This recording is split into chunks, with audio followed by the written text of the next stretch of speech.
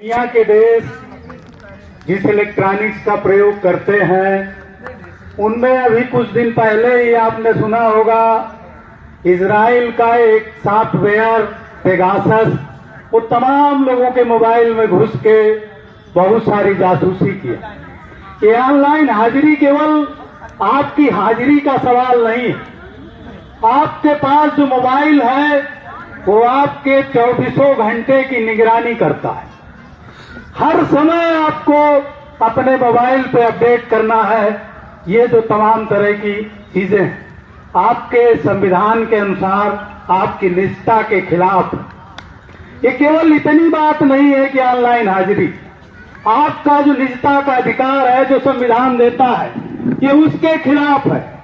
इस सवाल पे ऊना के अंदर हम लोगों की सफाई कर्मचारियों की यूनियन है, वहां पर एक जो है जीपीएस लगी घड़ी दी गई और कहा गया कि आप कहाँ काम करते हैं उसकी निगरानी ये घड़ी रखेगी।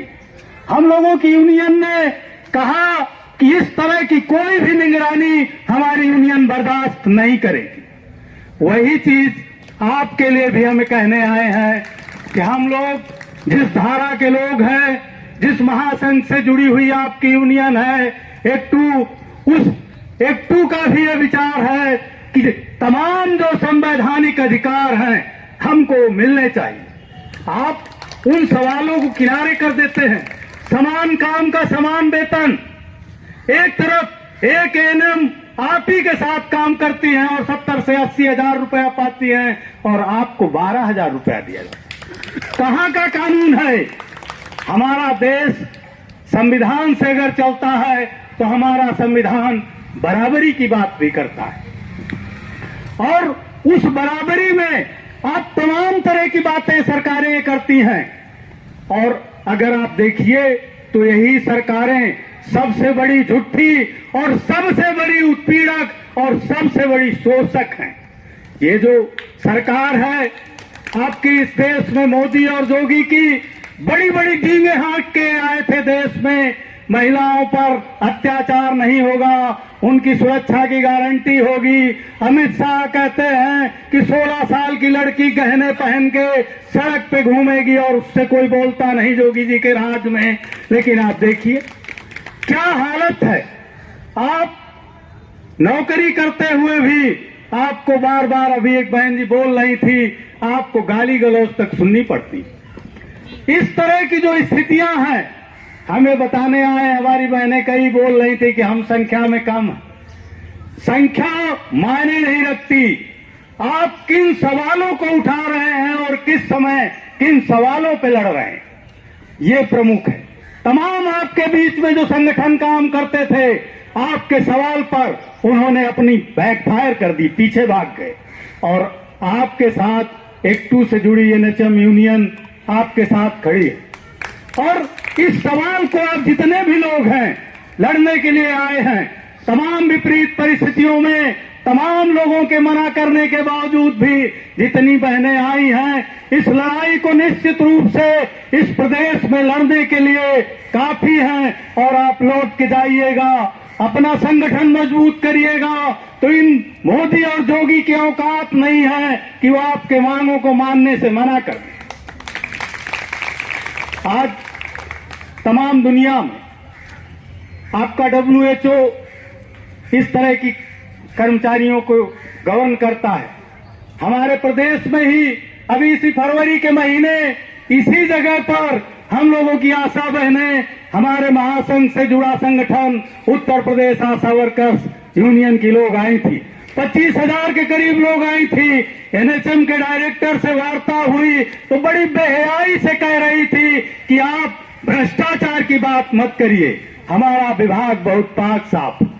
लेकिन हम लोग जानते हैं कि जो सबसे कम वेतन पाने वाले 2200 रुपया आशाओं को मिलता है, इसी प्रदेश में 2 लाख से ऊपर आशाएं हैं। 25,000 आशाएं इसी जगह जुटी थी और उन लोगों ने नारा बुलंद किया था कि हम लड़ेंगे और परमानेंसी हासिल करके रहेंगे। आज लेबर लॉ है हिंदुस्तान का जो कहता है कि 240 दिन काम करते हुए जिन लोगों ने 3 साल पूरे कर लिया है वो पोस्ट परमानेंट है, और उस पोस्ट पर काम करने वाले को परमानेंट होने का राइट, जिस चीज को अभी हमारे देश के सुप्रीम कोर्ट ने 3 दिन पहले दोहराया कि 240 दिन काम करते हुए जिन्होंने 3 साल पूरे किए हैं उनकी एज नहीं देखी जाएगी, वो कैसे भर्ती होके आए हैं ये नहीं देखा जाएगा। आप सोचिए, एक एग्जाम पेट नाम दिया और उस एग्जाम का क्या मतलब है। कई करोड़ लोगों ने उत्तर प्रदेश के अंदर उस एग्जाम को दिया, वो 1 साल के लिए मान्य था। पेट है, टेट है, सेट है, 10 तरह के एग्जाम नौकरियों के लिए लाद दिए और नौकरियां एक भी नहीं है, कहीं भी नहीं है नौकरियां। अभी जो आपकी निकली है जगहें, इसमें तमाम त्रुटियां हैं और उन त्रुटियों को दूर नहीं करते तो भर्तियां होंगी तो रुक जाएंगी, हाई कोर्ट जाएंगे लोग, सुप्रीम कोर्ट जाएंगे और वो भर्तियां नहीं हो पाएंगी। तमाम हमारी बहनों ने जिन्होंने पेट 2 साल पहले दिया था वो इस साल नहीं है क्वालिफाई, इस साल उसमें मान्य नहीं है, वो फॉर्म नहीं भर पाएंगी। तो इसी सवाल पे ये सब क्या है, आपने एक योग्यता रखी, एनएम की ट्रेनिंग उन्होंने लिया है, उस योग्यता के आधार पर फॉर्म भरा जाना चाहिए कि पेटा और सेट लागू करोगे तुम। तो इस तरह की जो भी चीजें हैं इनके खिलाफ आपको लामबंद होना होगा, संगठित होना होगा, और इनसे लड़ने का केवल और केवल एक ही तरीका है, व्यवस्थित और संगठित लड़ाई। केवल संख्या माने नहीं रखती, संख्या भी माने रखती है उस दौर में जब आप व्यवस्थित और संगठित होकर के अपने संगठन की लड़ाई लड़ते हैं।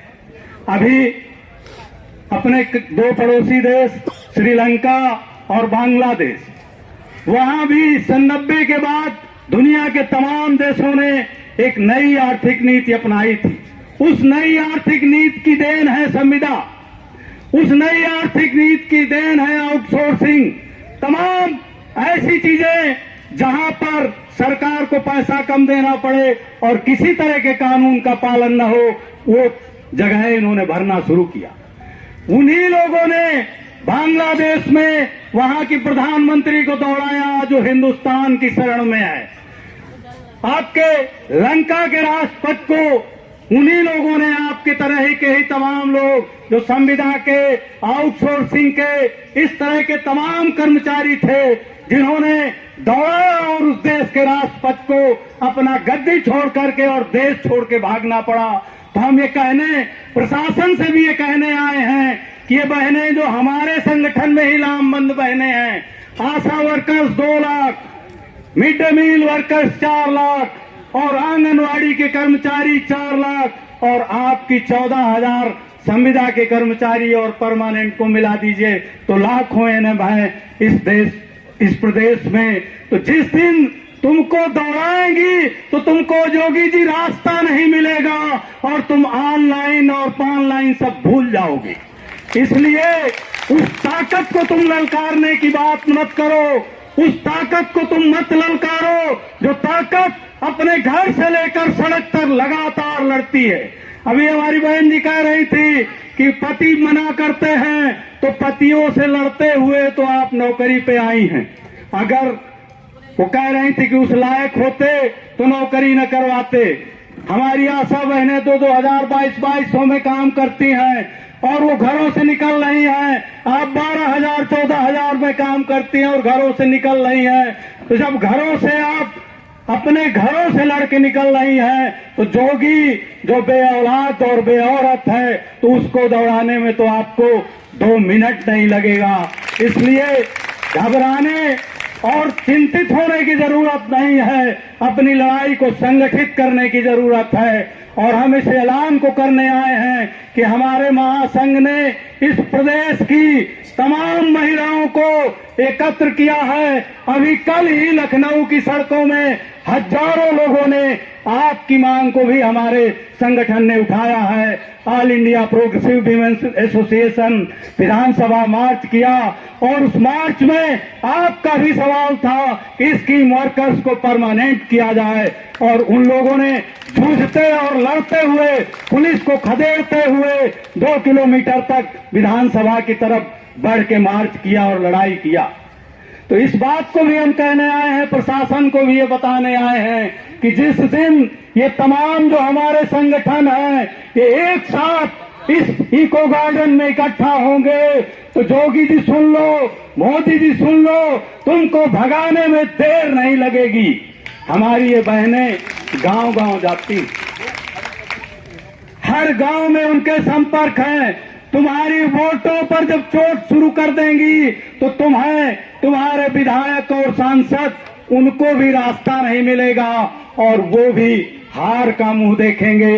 इसलिए तुम चुनौती मत दो कि तुम इस तरह करोगे और हमारी बहनें शांत बैठी रहेंगी।